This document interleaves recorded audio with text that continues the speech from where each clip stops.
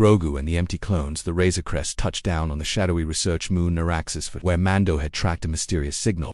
Strange lights flickered in the distance, and the air smelled of metal and ozone. Grogu sat quietly in his seat, ears twitching. Something felt wrong. When they entered the old lab, Mando's scanner beeped, and then he saw them. Dozens of glass tanks lined the walls, each filled with green fluid, and inside floated tiny shapes that looked exactly like Grogu. Mando froze. What is this? A tall scientist in a tattered white coat stepped forward, eyes gleaming. Perfection, he said. Your little friend's DNA holds the secret to power beyond imagination, the Force itself.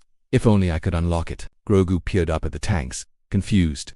The clones stared blankly, eyes open but lifeless. He cooed softly, sensing emptiness, no warmth, no spark, no force. You don't understand, Mando growled, aiming his blaster. He's not a lab experiment. The scientist smirked and pressed a button. The tanks began to drain, alarms blaring.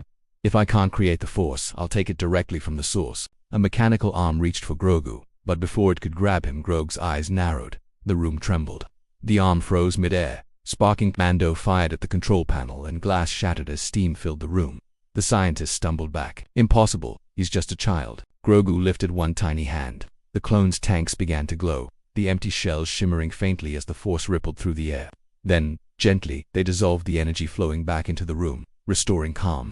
Grogu floated down, tired but peaceful. Mando caught him before he could fall. The scientist collapsed, whispering they were empty. Because the Force cannot be copied. Mando glared. You should have known that before you stole from him.